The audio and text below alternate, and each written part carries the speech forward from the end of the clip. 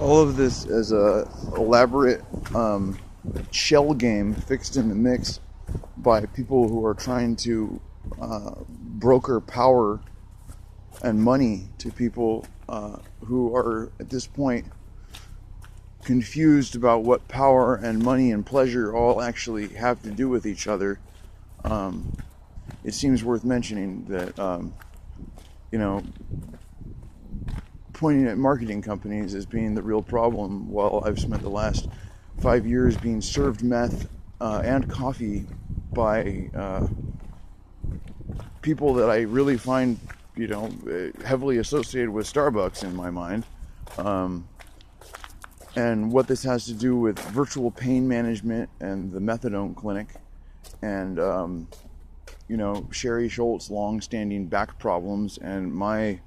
starting to have serious back problems within a year of meeting her. What these things have to do with each other, uh, aside from being primarily associated now. um, that's sort of the long and short of it. Like,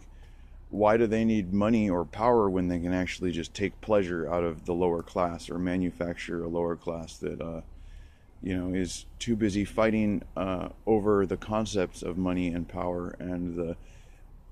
class envy to recognize that their power and life energies are being sucked out of them by vampiric, or whatever you want to call them, coffee overlords, Starbucks overlords, or corporate jingoism overlords. This is so there's all these artificial implant coffee stores around the Capitol Hill area uh, that are obviously marketing Starbucks brand because of the logo design, the styles, the distributors, the everything about it other than the actual name. And the fact that these tables in front of the uh, pseudo fucking new pseudo hip upper classy not Starbucks but obviously Starbucks store across the street from Starbucks, the fact that they have the same tables out there that they've had in the parks,